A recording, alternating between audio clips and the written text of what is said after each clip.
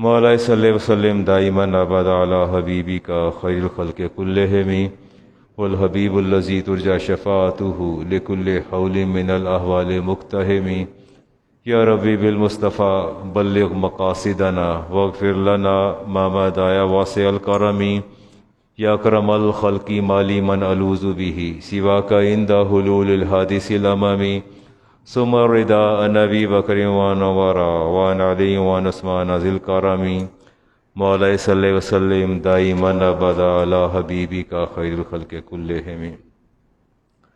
سورہ صاد کی میں نے آیہ مبارکہ تلاوت کی ہے۔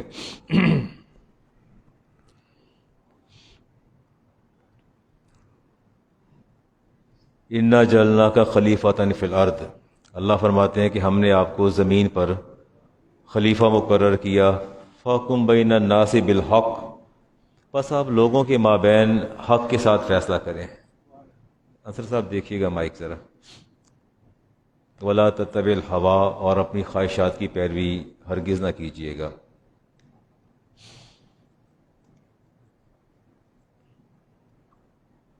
اس کو کان کے پیچھے سے کر لیں گے نا تو اس کا دیکھ لیجیے گا جہاں زیادہ بہتر لگتا ہے آپ کو۔ سیاسی درجہ حرارت کیسا ہے اس وقت؟ ایک آپ کا پولیٹیکل ٹیمپریچر ہے and the second one is economic temperature. Both are entered in a dangerous zone, دونوں خطرناک زون میں چلے گئے۔ یہاں تک اتفاق ہے، ڈینجرس زون میں ہے نا افتخار صاحب۔ Political temperature and economic temperature both are entered in dangerous zone, دونوں ڈینجرس زون میں چلے گئے ہیں۔ اگر میں آپ لوگوں کی سیاسی وابستگی دیکھوں تو کچھ عمران خان کے ساتھ،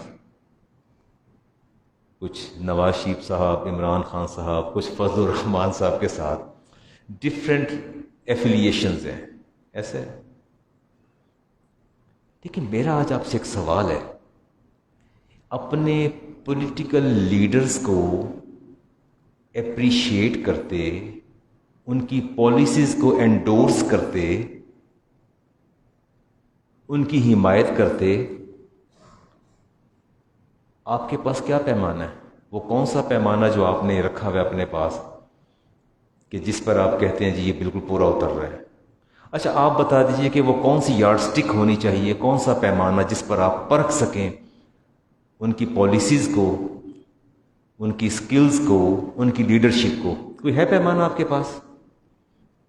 ہاں ہے نا، قرآن کریم نہیں ہے، احادیث مصطفیٰ نہیں ہے، سیدنا صدیق اکبر، عمر فاروق، عثمان غنی، علی المرتضیٰ شیر خدا، عمر بن عبدالعزیز، کوئی نہ کوئی کرائٹیریا تو ہے نا۔ ایک بندہ آپ کے سامنے بالکل دین سے ہٹا ہوا ہے یا وائلیشن کر رہا ہے اور آپ اس کے قصیدے پڑھے چلے جا رہے ہیں، تو کیا یہ اللہ تعالیٰ کے حکم سے متصادم نہیں ہے؟ کیا یہ کانفلکٹ نہیں ہے؟ چلیں آپ یوں کہہ لیجئے کہ آپ کو پتہ چلا کہ علامہ صاحب جو ہیں ان کے اندر اخلاقی برائی ہیں، اسموکنگ کرتے ہیں، کبھی کبھی آئس بھی پی لیتے ہیں، کسی مجلس میں جائیں تو ہلکا سا ڈرنک بھی لے لیتے ہیں اپنے، اور نماز نہیں پڑھتے، بیٹھے رہتے ہیں، وقت تقریر بہت اچھی کرتے ہیں، دل موہ لیتے ہیں۔ اقبال بڑا اپدیشک ہے، من باتوں میں موہ لیتا ہے۔ تو آپ کو نظر نہیں آ رہا؟ اب میری تقریر پر ریجھ جائیں گے کہ بہت اچھا خطاب کرتے ہیں، اور مجھے میرے سارے فسق و فجور کے بعد آپ مجھے کیوں اپریشیٹ کر رہے ہیں؟ میں اس پر بات نہیں کرتا، میرے کوئی پولیٹیکل سینیریو نہیں ہے میری گفتگو کا۔ یہ سیاست اور رفاہیت، جس سے آپ ویلفیئر کہتے ہیں اور جس سے آپ پالیٹکس کہتے ہیں، واٹ از پالیٹکس؟ میں صرف یہ چاہتا ہوں کہ کم از کم وہ کچھ آپ کو بتا دوں کہ جب آپ کا نطق کھلے کسی کو اپریشیٹ کرنے کے لیے تو آپ کو پتہ ہو کہ ہم نے اللہ کو جواب بھی دینا ہے۔ آپ کو یہ خبر ہونی چاہیے کہ جس کو ہم سراہ رہے ہیں، جس کی تعریف کر رہے ہیں، ہم نے جس کو اس کے سارے فسق و فجور کے باوجود ہم اس کو سراہ رہے ہیں، ہم نے جواب بھی دینا ہے۔ اقبال نے کہا تھا جلال پادشاہی ہو کے جمہوری تماشا، جدا ہو دین سیاست سے تو رہ جاتی ہے چنگیزی۔ تو آپ کیا سمجھتے ہیں کہ دین اور سیاست بوتھ آر انٹائرلی ڈفرینٹ؟ آپ کا ڈاکٹر پرویز صاحب، آپ کیا سمجھتے ہیں کہ دین اور یہ سیاست دو جداگانہ چیزیں ہیں؟ تو پھر کیوں کہتے ہیں یہ میرا پولیٹیکل سٹیٹمنٹ ہے اور یہ میری دوسری سٹیٹمنٹ ہے؟ یہ کیا بات ہوئی؟ ایسا نہیں، ایسا ہرگز نہیں ہے، بالکل اس کا تو سوال ہی پیدا نہیں ہوتا کہ آپ سیاست کو دین سے جدا کر سکیں۔ سیاست کو دین سے کسی قیمت پر بھی جدا نہیں کیا جا سکتا۔ امام بخاری کی حدیث رسالت امام علیہ السلام نے ارشاد فرمایا کانت بنو اسرائیل تسوسہم الانبیاء، آپ نے فرمایا کہ بنی اسرائیل کے انبیاء all were political leaders and they did their politics۔ سب سے بڑے سیاستدان کون تھے؟ بنی اسرائیل کے انبیاء۔ میں نے حدیث پڑھی امام بخاری کی، اس کا مطلب ہے کہ پالیٹکس اتنا پاکیزہ، اتنا مطہر، اتنا پیوریفائڈ یہ ڈپارٹمنٹ ہے کہ جسے اللہ نے اپنے نبیوں کو عطا فرمایا۔ یہ پالیٹکس جو ہے، میں نے پھر دوبارہ پڑھ دیتا ہوں حدیث، قانت بنو اسرائیل تسوسہم الانبیاء، آپ نے فرمایا کہ بنی اسرائیل کے انبیاء سب خود سیاست کرتے تھے۔ اب سیاست جو ہے اس کی آپ کیا معنی لیتے ہیں؟ سیاست ہوتا ہے امور زندگی کے اندر تدابیر کرنا، اس کو بھی اب دیکھتے ہیں، بات چل کے کرتے ہیں۔ اگر لغت میں دیکھیں المنجد کے اندر تو سیاست کہتے ہیں عدل و استقامت کے ساتھ ملک کی انتظام کو چلانا، اس طرح چلانا کہ سب کی معاشی حالت بہتر ہو جائے۔ It is politics according to the Arabic dictionary. عربی لغت کے مطابق جو لفظ سیاست ہے یہ عربی کا لفظ ہے، تسوس کا میں نے پڑھا نا، تسوس عربی کا لفظ ہے کہ عدل و استقامت کے ساتھ اس طرح لوگوں کے اور ملک کی انتظام کو لے کے چلنا کہ سب کی معاشی حالت بہتر ہو جائے۔ اور اگر ایسا نہ ہو then it is not politics, پھر یہ پالیٹکس نہیں ہے۔ دوسری بات آتی ہے جی المصری موسوعہ انسائکلوپیڈیا، جو مصری انسائکلوپیڈیا ہے اس کے اندر ہے جی القیام علی الشیء بما یصلح یسوس رعیتہ، کسی چیز کی اس طرح نگرانی کرنا۔ سیاست کسے کہتے ہیں؟ کسی چیز کی اس طرح نگرانی کرنا کہ اس کی اصلاح ہو جائے، کیا ہو جائے؟ ریفارمز، اسے کہتے ہیں سیاست۔ دوسرا آتا ہے ویلفیئر، رفاہ کہتے ہیں زندگی کا خوشگوار ہونا، آسودہ ہونا، یعنی یوں کہہ لیجئے کہ سیاست کا، پالیٹکس کا اینڈ ویلفیئر کا، ان دونوں کا چولی دامن کا ساتھ ہے۔ تو آپ کیا سمجھتے ہیں کہ انفرادی طور پر آپ سب کی معاشی حالت بہتر ہو رہی ہے یا ڈکلائن کی طرف جا رہی ہے؟ جس کا مطلب ہے کہ یہ سیاست نہیں ہو رہی، یہ سیاست نہیں، یہ کچھ اور ہی ہے، یہ کچھ اور ہی ہو رہا ہے، اسے سیاست نہیں کہتے، نہ ہی یہ سیاست کا کوئی تصور ہے جو ہمارے سامنے اجاگر ہو کے آ رہا ہے۔ آپ میں سے کسی کی لیڈرشپ، محترم جناب عمران خان صاحب ہوں گے، کسی کی لیڈرشپ جو ہے وہ میاں نواز شریف صاحب ہوں گے، شہباز شریف صاحب ہوں گے، فضل الرحمان ہوں گے، doesn't matter and don't care what they are, مجھے اس سے کوئی غرض نہیں ہے۔ لیکن کیا کبھی آپ نے سوچا کہ اس لیڈرشپ کے لیے جو اسلام نے تصور پیش کیا وہ کیا تصور ہے؟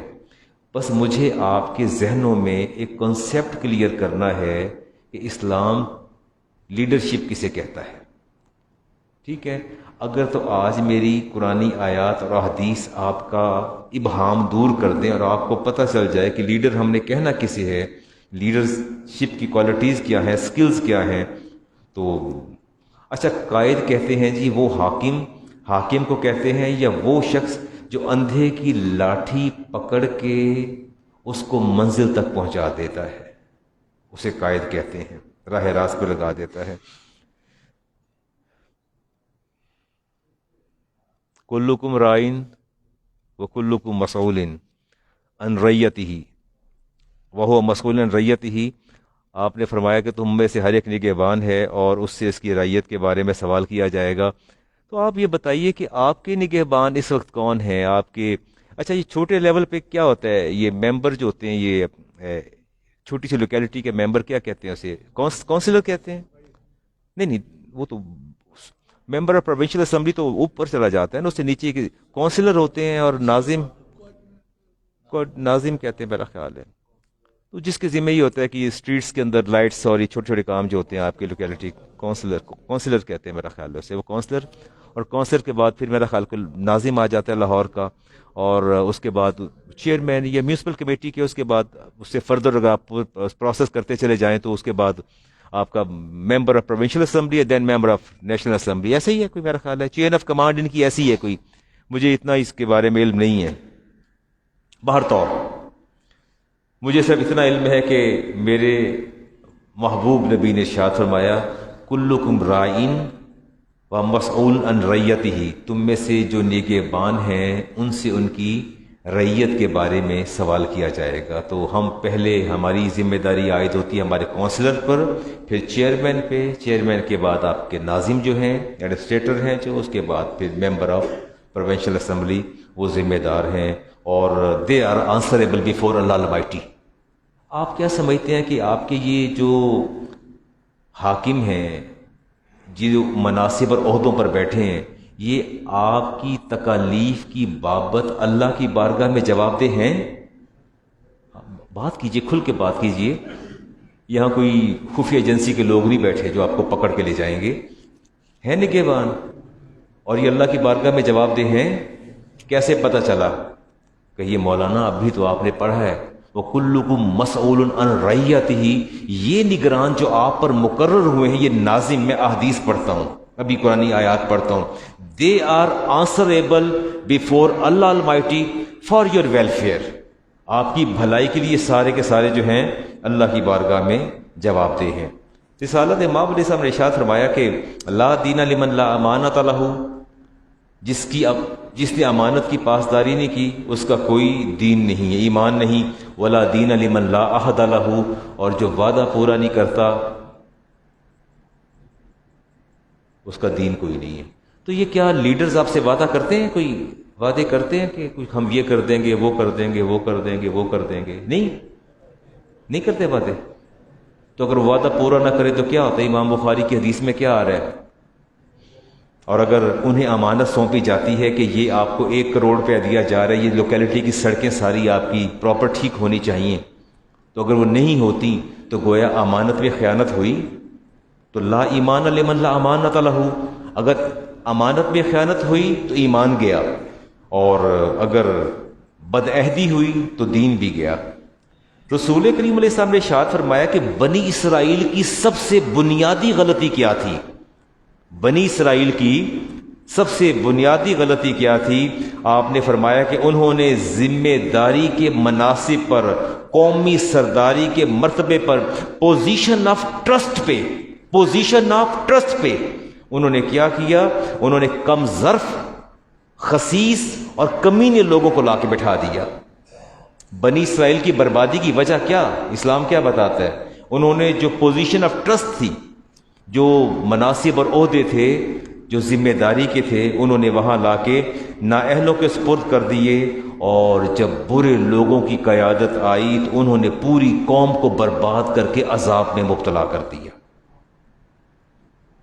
Do you agree? آپ کیسے نہیں ایگری کریں گے؟ میں تو حدیث پڑھی آپ کے سامنے. اس کا مطلب ہے کہ جب نااہل لوگ آ کے بیٹھ جائیں گے، یا ان اللہ یامرکم، اللہ فرماتے ہیں سورۃ النساء میں تمہارا رب تمہیں حکم دیتا ہوں، میں تمہارا رب تمہیں حکم دیتا ہوں، ان اللہ یامرکم، میں تمہیں حکم دیتا ہوں، ان تؤدوا الامانات الی اہلیہا، کہ امانتیں ان کے اہل کے سپرد کرو. پوسٹیں، مناصب، پوزیشنز، سیٹس، آفیسز کس کے سپرد کرنے ہیں؟ اہل کے سپرد کرنے ہیں. کس کے سپرد کرنے ہیں؟ ہاں، ہم کرتے ہیں. تو میں آپ کا پولیٹیکل ورکر ہوں، میں نے ڈنڈے بھی کھائے ہیں، میں نے مارے بھی کھائی ہیں، میں جیل میں بھی گیا ہوں. بیہائنڈ دا بار بھی میں گیا ہوں. اب آپ کی گورنمنٹ آئی ہے, مجھے نوازنا نہیں آپ نے, نہیں نوازنا, یہ تو کوئی بات نہ ہوئی. میں اس کا اہل ہوں یا نہیں, اٹ ڈزنٹ میٹر, اس کی پرواہ نہ کریں, لیکن میں نے قربانیاں تو دی ہیں نا آپ کے لیے. اب ان قربانیوں کا صلہ یہ چاہیے کہ مجھے آپ پر مسلط کیا جائے, آپ پر, تاکہ میں آپ کی ظاہری حیات بھی برباد کروں, باطنی بھی کروں, آپ کی دنیا بھی خراب کروں اور آپ کی آخرت بھی خراب کروں. مجھے مسلط آپ پر کیا جانا چاہیے. وہ عہدے اور مناصب میرے حوالے کرے نا, پھر میں دیکھے میں آپ کے ساتھ سلوک کیا کرتا. اللہ فرماتے ہیں کہ یہ امانتیں ان کے اہل کو دے دو. اس کو اب نیچے لیتے آئیں تو میں اس پر اب بات نہیں کرتا. اسلام تو شورائی نظام کا قائل ہے. اسلام کیا ہے؟ شورائی نظام کا قائل ہے. میں کوشش کرتا ہوں. اچھا, امرہم شورا بینہم, اللہ فرماتے ہیں محبوب یہ آپس میں مشورے کیا کریں. مسلمانوں کا باہمی نظام مشاورت سے چلتا ہے. کسی کو عہدہ دینا ہو تو پہلے پوچھا جانا چاہیے. مجھے چند دن پہلے بہت بڑی ایک عہدے دار تھی خاتون, وہ مجھے شکوہ کر رہی تھی کہ مولانا وظیفہ بتا دیں. میں نے پوچھا بیوی خیریت تو ہے؟ کہنے لگی مولانا وہ میں بڑی اعلیٰ عہدے پہ فائز تھیں, تو میری پروموشن رکی ہوئی ہے, لیکن جو مجھ سے جونیئر ہے وہ اندر بیٹھ کے برگر بھی کھاتی ہے اور شورمے بھی کھاتی ہے اور باس کے ساتھ اور سب کچھ کرتی ہے, اسی کی سنی جاتی ہے, اسی کی پروموشن اس کی ہو گئی, ڈیو اس کی تھی. سینئر یہ تھی, پروموشن جونیئر کی ہو گئی. Late it go. مشورے کرنے چاہیے کہ ہمیں کیا کرنا ہے اور کیا نہیں کرنا. لیڈر کی پہلی کوالٹی, لیڈر کی ادھر سٹیٹمنٹ اور دیتے ہیں, شام کو اور ہوتی ہے. شام تو بڑی دور کی بات ہے. ایک دفعہ کھڑے ہوتے ہیں مائک پہ, کوئی سٹیٹمنٹ دیتے ہیں, دوسری مرتبہ کوئی سٹیٹمنٹ دیتے ہیں. اللہ تعالیٰ فرماتے ہیں ایسا نہیں ہے. اگر ہم تمہیں قیادت دیں تو سب سے پہلے تمہارا قادر الکلام ہونا ضروری ہے, ایک بات. دوسری بات یہ ہے کہ تمہارے اندر قوت فیصلہ ہونی چاہیے. کیا ہونی چاہیے؟ قوت فیصلہ. وَشَدَدْنَا مُلْكَهُ وَآتَيْنَاهُ الْحِكْمَةَ, اور جب ہم نے داؤد کو سلطنت عطا کی اور ملک عطا کیا, آتَيْنَاهُ الْحِكْمَةَ, ہم نے ساتھ انہیں حکمت بھی عطا کی. اس کا مطلب ہے کہ لیڈر کا دانا اور حکیم ہونا ضروری ہے.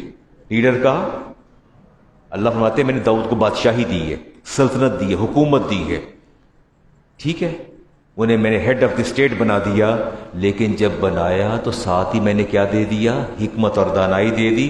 وفصل الخطاب, اللہ فرماتے ہیں کہ ہم نے داؤد کو دو ٹوک فیصلہ کرنے کی قوت بھی دے دی ہے. لیڈر کی یہ کوالٹی ہوتی ہے کہ وہ دو ٹوک فیصلہ کرتا ہے, لگی لپٹی بات نہیں کرتا کہ صبح کچھ دوپہر کچھ شام کچھ, وہ پینترے نہیں بدلتا بلکہ دو ٹوک فیصلہ کر دیتا ہے. اللہ فرماتے ہیں وہ لمبی بات نہیں کرتا, مختصر بات کرتا ہے, ٹو دی پوائنٹ کرتا ہے, مختصر بات کرتا ہے, قادر الکلام ہوتا ہے. Swift decision making power, he has swift decision making power, اس کو ہم نے طاقت دے رکھی ہے. He is always unbiased and he do justice, انصاف بھی کرتا ہے اور غیر جانبدار بھی ہوتا ہے. ایسا ہے؟ ایسا تو ہے نہ بات سمجھ آئے تو الگ بات ہے. اپنی رعایا کو, اپنے ماتحتوں کو انسینٹیو بھی دیتا ہے اور انہیں انکریج بھی کرتا ہے. انہیں کیا کرتا ہے؟ عوام کو انکریج بھی کرتا ہے. میں چلوں گا جی, پہلے ایک حدیث لے لوں اور روایت لے لوں سیدنا عمر فاروق اور رسالت امام علیہ السلام کی. پہلے حدیث ابن ماجہ کی لیتا ہوں. عبادہ بن شرجیل جو ہیں وہ فرماتے ہیں کہ مدینہ میں قحط پڑا اور ایک شخص اپنے ماتحت کو پکڑ کے لایا, اس کو مارا پیٹا اور اس نے انگوروں کے باغ سے خوشے توڑ لیے تھے اور اپنے قبضے میں کر لی, چوری کر لی. رسالت امام علیہ السلام کے پاس لایا تو آپ نے فرمایا کیوں مارا ہے اسے کیوں مارا ہے؟ عرض کیا اس کو میں نے نگہبان اور نگران مقرر کیا تھا باغ کا, تو اس نے آج میں جب باغ کے اندر میں نے سڈن وزٹ کیا تو اس کے وہ چادر کے پلو میں کچھ انگوروں کے خوشے اس نے رکھ کے چوری کر رکھے تھے. اور آپ نے سے پوچھا کہ ما علمت اس کانا جاہلا, پہلے تو یہ جواب دینا کہ تو نے اس کی تربیت کی ہے. اس کو جب اپوائنٹ کیا تھا یہ ان پڑھ تھا، بالکل ان پڑھ تھا، کیا تو نے اس کی تربیت کی ہے؟ کیا کچھ اسلامی احکام اس کو سکھائے ہیں؟ اور فرمایا وَلَا أَتَمْتَ إِذَا كَانَ جَائِعًا، فرمایا جب اسے صبح کام پر بھیجا تھا پوچھا تھا گھر میں روٹی ہے کہ نہیں ہے؟ وہ صبح آیا، کیا تو باخبر تھا اس سے کہ اس کے گھر کا حال کیا ہے؟ تمہیں پتہ نہیں مدینہ کے اندر سٹارویشن ہے، قحط پڑا، کیا تم نے پوچھا تھا؟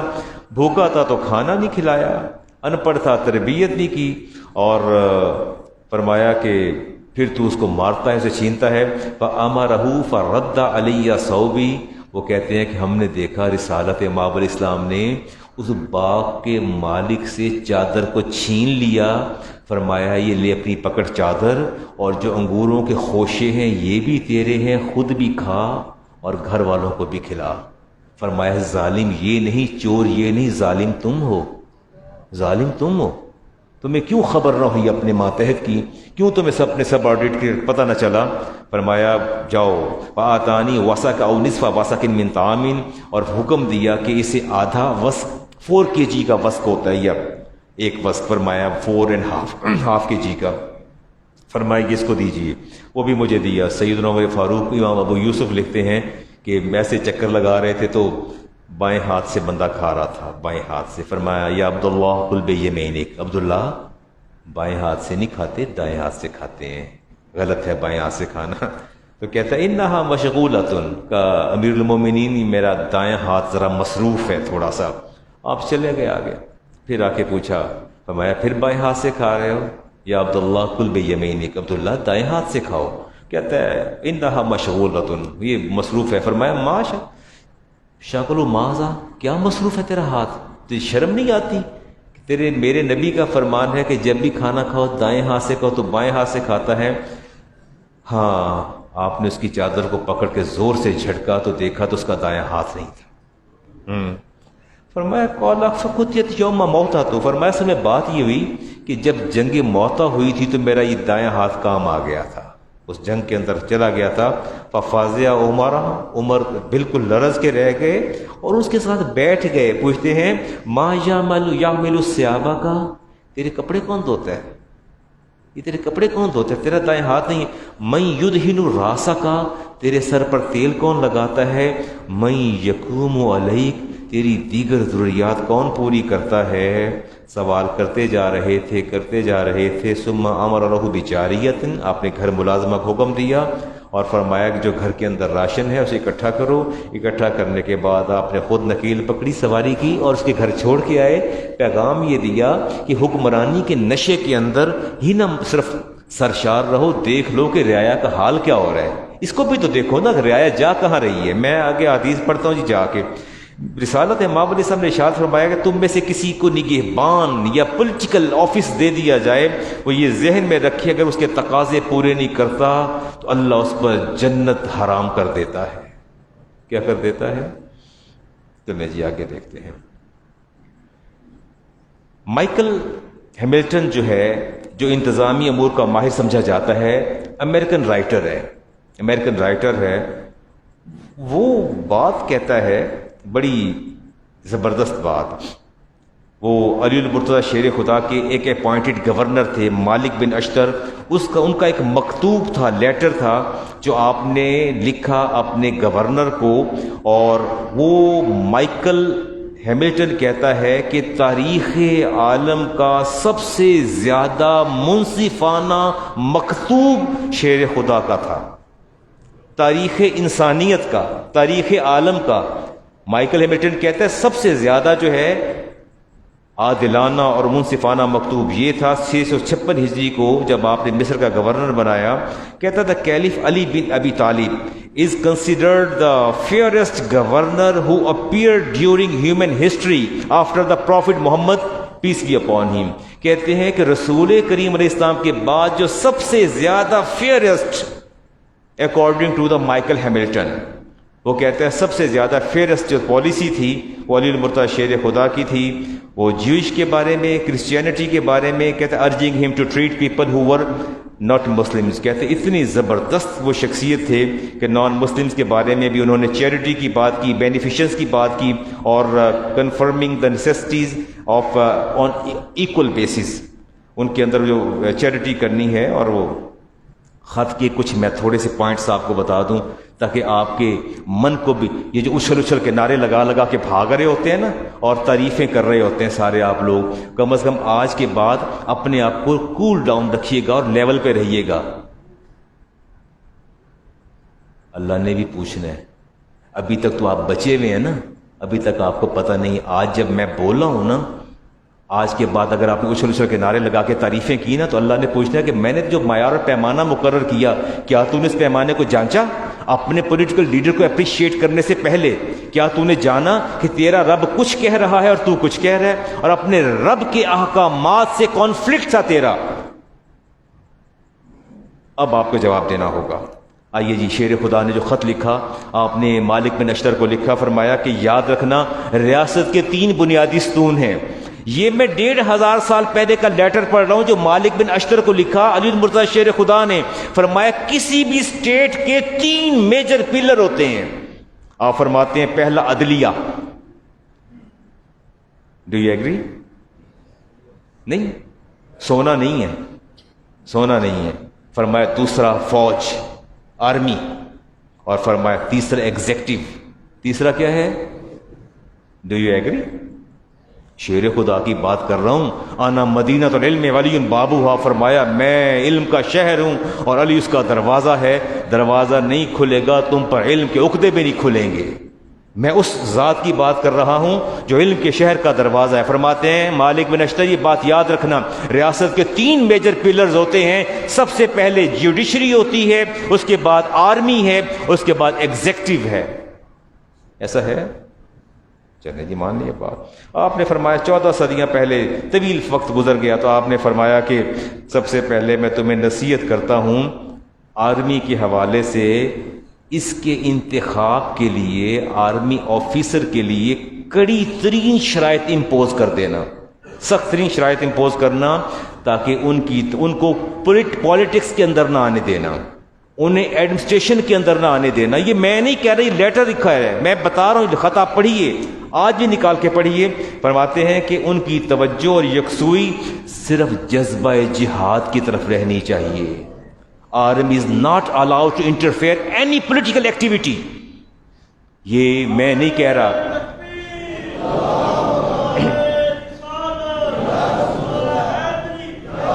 مالک بن اشتر، میں تمہیں حکم دیتا ہوں کہ تمہارے سارے آرمی آفیسرز جو ہیں ان کی تمام تر توجہ جذبہ جہاد کی طرف ہونی چاہیے، یکسوئی بھی جذبہ جہاد کی طرف ہونی چاہیے، اور ان کی پوری توجہ دشمن کی نقل و حرکت پر ہونی چاہیے. It is the responsibility of the army. کس نے کہا یہ؟ ہاں، اب یہ نہیں کہہ سکتے کہ یہ درست تھا، یہ غلط تھا. اور فرمایا کہ جب تہاں تک بات بیوروکریسی کی ہے، جو تم نے بیوروکریٹ مقرر کرنے ہیں، میں تمہیں حکم دیتا ہوں کہ انتہائی باصلاحیت، انتہائی اہلیت کے حامل لوگ مقرر کرنا، تاکہ تیرا ملک خوشحال رہے. اور اچھی طرح پہلے ان بیوروکریٹس کی آزمائش کر لینا، اس کے بعد انہیں منصب دینا، اور منصب دے کے خاموش نہ بیٹھنا، ان بیوروکریٹس کی مانیٹرنگ بھی کرنا. ان کے ہاتھوں میں سب کچھ دے کے خاموش نہ بیٹھنا، ان پر چیک اینڈ بیلنس بھی رکھنا. اگر چیک اینڈ بیلنس نہیں رکھو گے تو یہ پورے ڈپارٹمنٹ کی چولہے ہلا کے رکھ دیں گے اور پورے ڈپارٹمنٹ کے بخیے ادھیڑ کے رکھ دیں گے. بیوروکریٹس کو، بیوروکریسی کو جب آفیسز دینا، ان کی نگرانی بھی کرنا. انڈرسٹینڈ؟ فرمایا ان کی امانت کو دیکھنا، ان کی دیانت کو دیکھنا، ان کی جانبداری کو دیکھنا، ان کی اخلاق کو دیکھنا، ان کی عزت کو دیکھنا، اور خیال کرنا کہ بڑے آفس عہدے پر مقرر کرنے سے پہلے دیکھنا یہ کتنا زیادہ عزت دار ہے. ان کی تنخواہیں اور ان کی مشاہرے، اس کے معیار کو بہتر بنانا، ان کی ضروریات کو پورا کرنا، دھیان کرنا، انہیں کسی قسم کی کوئی تکلیف نہ ہو. اور اگلی بات فرمائی مالک بن اشتر، تم گورنر ہو. تم کیا ہو؟ گورنر ہو. اور جب تم اپنے افسران کو اپنے پاس بلاؤ، اپنے پاس، تو ان کی عزت کرنا. کیا کرنا؟ میں نے ان کانوں سے جو کہ میں خود بھی سرکار سے وابستہ ہوں، میں نے اپنے ان کانوں سے ایک بہت بڑے پولیٹیکل لیڈر کو بڑے بڑے بیوروکریٹس ہیونگ گریڈ 22. میں نے ان کانوں سے گندی گالیاں اس political leader executive of province, میں نے خود گندی گالیاں سنی. ایسے کانپتے تھے، ایسے کانپتے، سامنے جا کے کھڑے نہیں ہو سکتے تھے.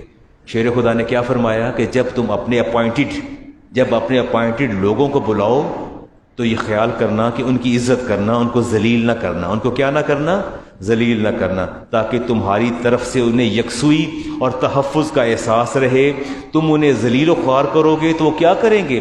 تیرے صوبے، تیرے پروونس کی ڈپارٹمنٹ کی ایسی تیسی پھیر دیں گے، ایسی پالیسیز وضع اور مرتب کریں گے کہ تجھے ہوش آ جائے گی. اور آپ نے فرمایا کہ اپنی جوڈیشری کا خیال کرنا اور عدالتی افسران اور منصف جتنے بھی لوگ ہوں گے کوشش کرنا رعایا میں سب سے زیادہ بہتر لوگ ہوں، اور تم جسے قاضی مقرر کرو، جج مقرر کرو، وہ تندخو نہ ہو، صبر و ضبط کا مظاہرہ کرے، اور اپنے گرد و نواح کے سیاسی ماحول سے آشکارا بھی ہو اور بغیر کسی خوف کے فیصلہ کرنے والا ہو. اگر آپ سارے لوگ میری طرف دیکھنا شروع کر دیں، میں آپ سے بڑی امپورٹنٹ بات کرنا چاہتا ہوں. جن کی گردنیں جھکیں اگر گردنیں اٹھا لیں تو مجھے راحت ہوگی.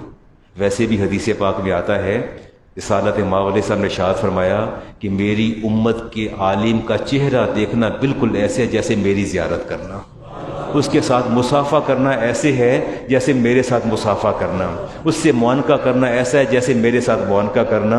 میں آپ کے اور اپنے نبی کی بات آپ کو سنانے جا رہا ہوں.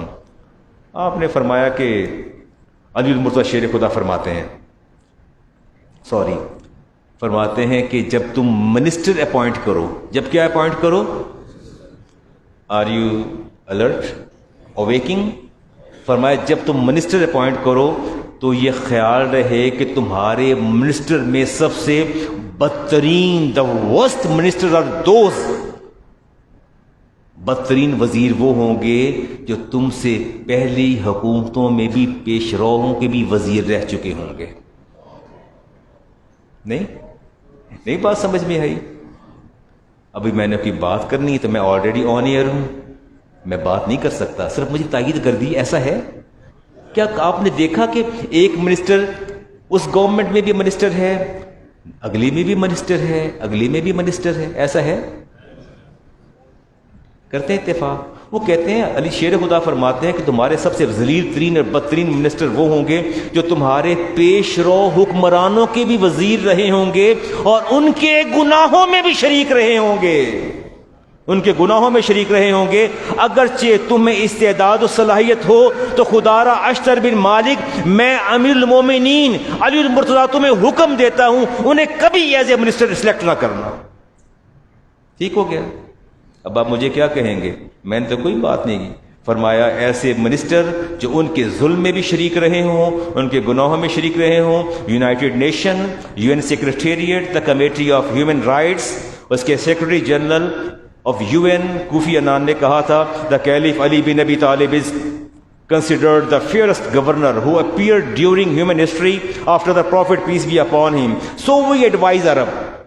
وہ امریکن کہتا ہے، جو ان کا سیکرٹری کہتا ہے UN کا، so we advise Arab countries to take Imam Ali ibn Abi Talib as an example of establishing a regime based on justice and democracy and encouraging knowledge. کہتے ہیں اگر اچھی جمہوریت قائم کرنی ہے، آپ نے اچھی گورنمنٹ اسٹیبلش کرنی ہے، then you have to follow the Imam ibn Abi Talib، علی ابن ابی طالب.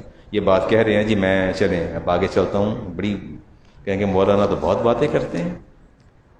کوفے کے بازار میں جاتے تھے شیر خدا، آوازیں بے تن کر لیتے، اونچی اونچی صدا لگاتے کہ اے تاجرو حق دو اور حق لو، اے تاجرو حق دو اور حق لو، قسم سے بچو. اور فرمایا قسم کھانے سے مال تو فروخت ہو جاتا ہے لیکن مال سے برکت اٹھ جاتی ہے. آپ کلاتھ مارکیٹ میں جاتے، جا کے ان کے پیمانے چیک کرتے.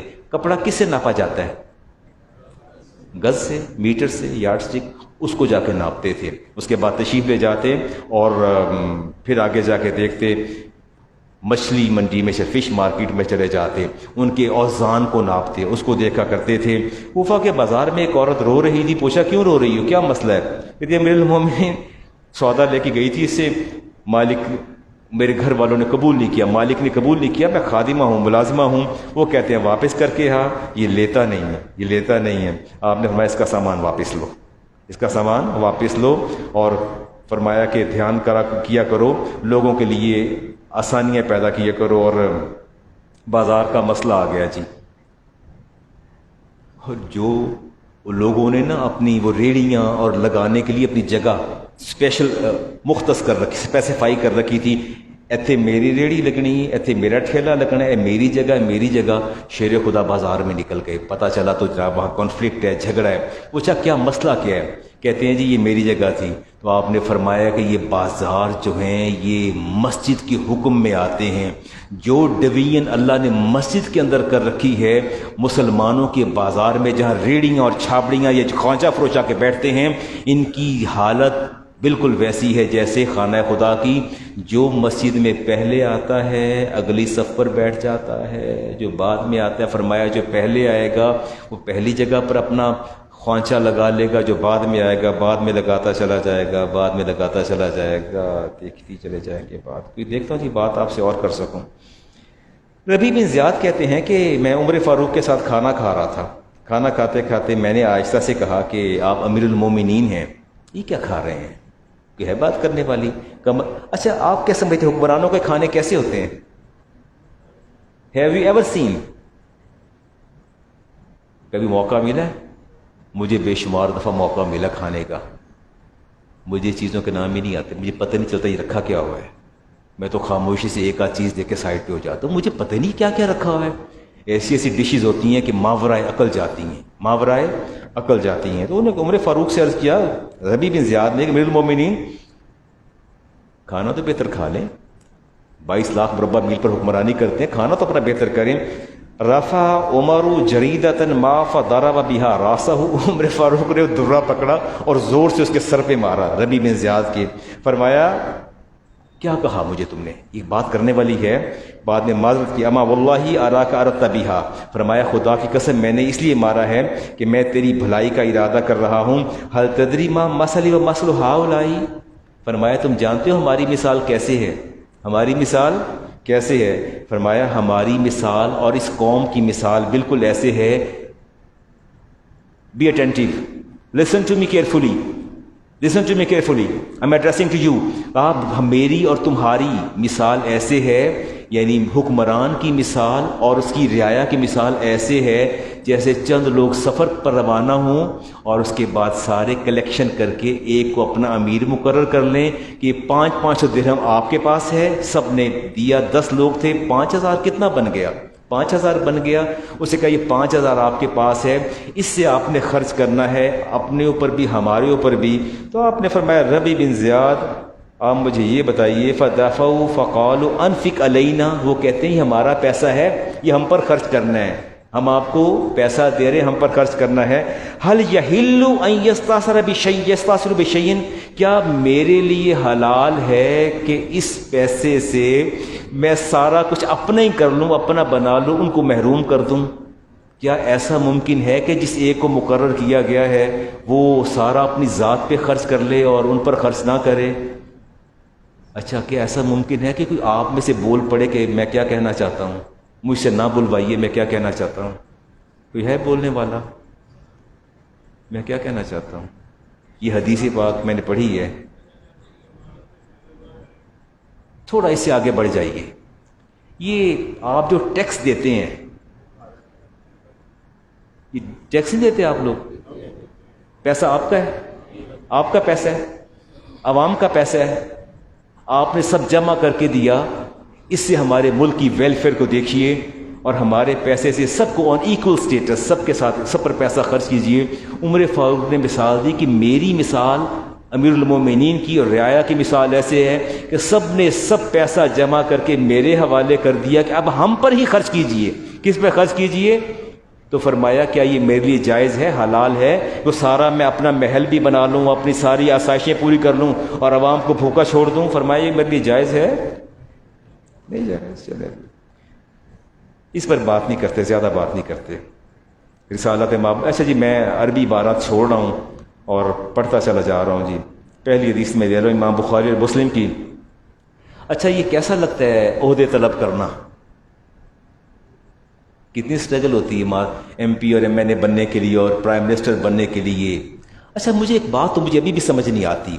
کہتے ہیں جی ملک جو ہے دیٹ از فیسنگ بینکرپسی، وہ جا رہا ہے اپنا دیوالیہ پن کی طرف جا رہا ہے، بینکرپٹ ہونے جا رہا ہے، خزانہ خالی ہے، سارے شور مچائی جا رہے ہیں، سارے چیخی چلائے چلے جا رہے ہیں.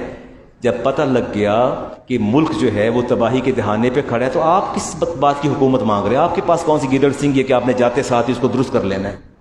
یہ مجھے طلب سمجھ نہیں آئی. رسالت امام علیہ السلام نے ارشاد فرمایا لا تسل ایمان امارات فانک ان اوتیھا، فرمایا کبھی بھی عہدے طلب نہ کرو، کبھی بھی عہدے طلب نہ کرو. عہدے سے مراد پرائم منسٹر شپ ہو، چاہے چیف منسٹر شپ ہو، جو کچھ بھی ہو، کوئی عہدہ طلب نہ کرو.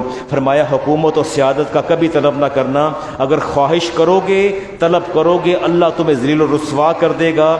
اگر تمہیں اہل سمجھ کے کوئی تمہارے حوالے کر دے، اللہ تمہاری مدد کرے گا. اگلی حدیث امام بخاری کی لیتا ہوں. فرمایا انکم ستحرسون علی الامارات فستکون ندامۃ یوم القیامۃ. فرمایا جتنے بھی یہ عہدے طلب کرنے والے، جتنے بھی مناصب طلب کرنے والے، جتنے یہ بڑے بڑے سیاسی عہدے طلب کرنے والے، آپ نے فرمایا روز قیامت جو ہیں ان کی مثال بالکل ایسے ہوگی جیسے انتہائی شرمندہ ہوں گے اللہ کی بارگاہ میں، ندامت میں ڈوبے ہوں گے. یہ حدیث امام بخاری کے لفظ جو ہیں انہوں نے مجھے ہلا کے رکھ دیا. سنیں گے آپ؟ سناؤں آپ کو؟ فرمایا ان کی مثال ایسے ہے. فرمایا فنعم المرضعات و بیست الفاطمہ. آپ نے فرمایا یہ حکومتیں دودھ پلانے والی بھی ہوتی ہیں، دودھ چھڑانے والی بھی ہوتی ہیں. The establishment know how to feed. نہیں میں چپ کر جاتا ہوں، بات پولیٹیکل ہو جائے گی. اچھا صاحب یہ بتا دیں کہ بچے کو دودھ چھڑانا آسان ہوتا ہے؟ آسان ہوتا ہے؟ اللہ نے اگر آپ کو بچے دیے ہوں، یقیناً دیے اللہ نے آپ کو بچے، جن کی شادیاں نہیں ہوئی، یہ بچے بھی بیٹھے نوجوان، ذرا جب دودھ چھڑانے کا وقت آتا ہے، اللہ کرے کہ آپ کی بیگمات جو ہیں یہ رضاعت کیا دورانیہ پورا کریں، تو کیا یہ دودھ چھڑانا آسان ہوتا ہے؟ فرمایا حکومتیں جو ہیں یہ دودھ پلاتی بھی ہیں اور دودھ چھڑانا بھی جانتی ہیں، دودھ چھڑانا بھی جانتی ہے. اور جب دودھ چھوڑتا ہے تو پھر بندہ ماہی بے آپ کی طرح تڑپتا ہے. جب مجھ سے میری پرنسپل شپ، میری ایگزیکٹو آفیسر شپ مجھ سے واپس لے لی جائے، مجھے OST بنا دیا جائے، تو پھر میری حالت آپ دیکھیے گا کہ میں کیسے ماہی بے آپ کی طرح تڑپتا ہوں. فرمایا ہر امیر جو ہے خطرے میں ہے. رسالت امام علیہ السلام سے ابو ذر غفاری نے کہا کہ مجھے گورنر لگا دیجئے. آپ نے فرمایا کہ وَضَرَبَ بِيَدِهِ عَلَىٰ مَنْ کبھی، آپ نے زور سے ہاتھ ابو ذر کے سینے پہ مارا اور فرمایا ثم قال یا ابا ذر انی اراک ضعیفا، میں تمہیں کمزور دیکھ رہا ہوں، وانی احب لک ما احب لنفسی، میں تو تیرے لیے وہ پسند کروں گا جو اپنی ذات کے لیے پسند کرتا ہوں. فرمایا خدا تجھے دو بندوں کی حکمرانی بھی نہ دے. اللہ تجھے دو بندوں کی حکمرانی، تجھے دو بندوں پر بھی حکمران مقرر نہ کرے. فرمایا نہ تجھے یتیم کے مال کا حکمران مقرر کرے. ماکل بن یسار فرماتے ہیں کہ میں نے اپنے کانوں سے رسالت امام علیہ السلام سے سنا. فرمایا یہ جو لیڈرز ہوتے ہیں، حکمران ہوتے ہیں، ان کے ذمے جو ہے لوگوں کے حقوق ہوتے ہیں. اور فرمایا کہ وہ حقوق جب پورے نہیں کرتے الا حرم اللہ علیہ الجنہ، اللہ ان پر جنت حرام کر دیتا ہے. فرمایا قیامت کا دن ہوگا، اور حدیث ہے امام احمد بن حنبل کی، راوی ابی ہریرہ، ویل للامراء، فرمایا امراء کے لیے بربادی ہے، ویل للعرفاء، عرفاء کے لیے، حکام کے لیے بربادی ہے. فرمایا ویل، فرمایا امنا، اور ان امانت داروں کے لیے بربادی ہے. یہ آپ کے حکمران پتہ کیا کہیں گے قیامت کے دن؟ میرے اور آپ کی حکمرانوں نے جو کہنا ہے، اللہ تعالیٰ کے رسول نے پہلے فرما دیا. آج جو عہدے اور مناصب کے لیے صبح و شام جنگ لڑتے ہیں، آپ نے فرمایا کہ یہ قیامت کے دن کیا کہیں گے؟ کہیں گے ان ذوائبہم کانت معلقۃ بالسریہ، یا اللہ تو دنیا میں بھیج دے یہ ہم نے جو عہدے مانگے تھے نا، سیاسی عہدے مانگ کے طلب کر کے ہم نے حرص اور ہوس سے لیے تھے، ہمیں پیشانی کے بالوں سے پکڑ کے سریہ کے ساتھ لٹکا دے. کہاں لٹکا دے؟ سریہ کے ساتھ لٹکا دے. یتذبذبون من السماء والارض، اور ہم زمین و آسمان کے ساتھ جھولتے رہیں، ہمیں وہ اذیت اور عذاب جو ہے قابل قبول ہے. ان عہدوں کے عوض جو عذاب ہم نے بھگتنا ہے، ہم بھگتنے جا رہے ہیں، یا اللہ یہ عذاب ٹال دے اور وہ عذاب ہمیں دے دے۔ عہدوں کی طلب اور طلب جو ہوتی ہے وہ درست نہیں ہوتی جی، اللہ کی پناہ مانگے۔ رسالت امام علیہ السلام نے ارشاد فرمایا ان الارافت حق، فرمایا یہ حکمرانی اور سیاسی عہدے یہ حق ہیں، جائز ہیں، ولا بد للناس من عرفاء، اور لوگوں کا گزارا نہیں، کوئی نہ کوئی تو امیر مقرر ہوگا نا، کوئی نہ کوئی تو حکمران آئے گا۔ لیکن آپ نے ارشاد فرمایا کہ ولکن العرفاء فی النار، لیکن میں نے زیادہ تر حکمرانوں کو جہنم کے اندر دیکھا ہے۔ کس کے اندر دیکھا ہے؟ آخری بات کر دیتے ہیں جی آپ سے، پھر کسی ایک آدھ مسئلہ آپ سے پوچھ لیتے ہیں، کوئی ایک آدھ بات کر لیتے ہیں، کوئی دعا کر لیتے ہیں۔ سارا قصور حکمرانوں کا ہے، ایسا ہی ہے نا، ہم تو سارے دودھ کے دھلے بیٹھے ہیں، نہیں، just we are purified people, ہم تو پیوریفائڈ ہیں۔ سارے ایم این ایز غلط، سارے ایم پی ایز غلط، سارے پولیٹیکل لیڈرز غلط، سارے 2 نمبر، سارے پولیٹیشنز جو ہیں، ہم دودھ کے دھلے بیٹھے ہیں، just we are purified people, ہم نے تو کوئی غلطی نہیں کی۔ میں اپنی تان اس حدیث پہ توڑتا ہوں۔ رسالت امام علیہ السلام نے ارشاد فرمایا کما تکونون کذالک یعمر علیکم، فرمایا جیسے تمہارے کردار ہیں، جیسے تمہارے مزاج ہیں، جیسے تمہارے معاملات ہیں، اللہ ایسے ہی حکمران تمہارے اوپر مسلط فرما دے گا۔ Now you have to decide by yourself، اب آپ کو خود فیصلہ کرنا ہے یہ کیا ہونے جا رہا ہے، کیا ہو رہا ہے۔ میں پاکستان کی سلامتی اور امن کے لیے اور عافیت کے لیے دعا کرتا ہوں، اور آپ سے بھی کہتا ہوں کسی بھی مسئلے کو چھیڑنے سے پہلے کہ آپ بھی پاکستان کی سلامتی اور پاکستان کی عافیت کے لیے دعا کریں کہ یا اللہ پاکستان کو قائم رکھ، یا اللہ پاکستان کو دوام بخشنا، اور یا اللہ یہ پاکستان اپنی ترقی کی ساری منازل طے کرتا چلا جائے، مولا کریم اسے خود غرض سیاستدانوں کی انا کی بھینٹ نہ چڑھنے دینا۔ میں دعا کرتا ہوں یا اللہ، اور میں مقتدرہ جسے آپ اپنی زبان میں اسٹیبلشمنٹ کہتے ہیں، میں اسٹیبلشمنٹ سے اپیل کروں گا کہ پاکستان کے امن کو سب پر مقدم رکھیں، پاکستان کے پیس کو سب پر مقدم رکھیں، اور میں اعلیٰ عدلیہ سے بڑے ہی دردمندانہ طریقے سے اپیل کروں گا کہ جوڈیشیل ایکٹیویزم اور آئیڈیلزم سے ہٹ کے پاکستان کی امن اور سلامتی کو اور آئینی تسلسل کو پریفر کریں، ترجیح دیں۔ اور میں سب کو ایک پیغام یہ دینا چاہوں گا، یہ یاد رکھے ہماری آرمی، ہماری عدلیہ، ہماری مقننہ، ہمارے جتنے بھی یہ لوگ ہیں، ہماری اسٹیبلشمنٹ ہے، ان کے عہدے، ان کے مناصب جو ہیں وہ سارے کے سارے اس وطن عزیز کے مرہون منت ہیں۔ وطن عزیز رہے گا تو عہدے بھی رہیں گے، مناصب بھی رہیں گے، سب کچھ رہ جائے گا۔ وطن عزیز نہ رہا تو کچھ بھی نہیں رہے گا۔ اس کی سلامتی کی دعا کیجیے، وطن عزیز کی سلامتی کی دعا کیجیے۔ آج میں نے کوئی زیادہ پولیٹیکل سرمن ڈیلیور نہیں کر دیا، کہیں ایسا تو نہیں ہے کہہ رہے کہ مولوی صاحب سیاسی ہو گئے نے، 25 سالہ مولوی صاحب نے ان سیاست شروع کر دی؟ Never, I haven't any attachment to any political party. میں اب یہاں لوگ موجود ہیں جو 25 سال 24 سال سے میرے ساتھ ہیں اس مسجد کے اندر، میرا کسی پارٹی سے کوئی تعلق نہیں، اور میری زبان پر کبھی لفظ سیاست آیا ہی نہیں، اور نہ میں نے کبھی، نہ میں کسی سیاسی پارٹی سے وابستہ ہوں۔ میں نے جو کچھ کہا اللہ اور اس کے رسول کی رضا کے لیے کہا جی۔ میں اچھا چھوٹی سی بات آپ سے ایک مسئلہ سمجھنا ہے جی، عطیات آپ پڑھتے ہیں جی؟ عطیات کے قاعدہ کے اندر تشہد جو ہے، یہ تشہد آپ پڑھتے ہیں، اس کی آخر میں کیا پڑھتے ہیں؟ اشہد اللہ الہ الا اللہ۔ تو اگر میں اس کو سکپ کر جاؤں، اگر اسے میں سکپ کر جاؤں، نہ پڑھوں، تو کیا بنے گا میری نماز کا؟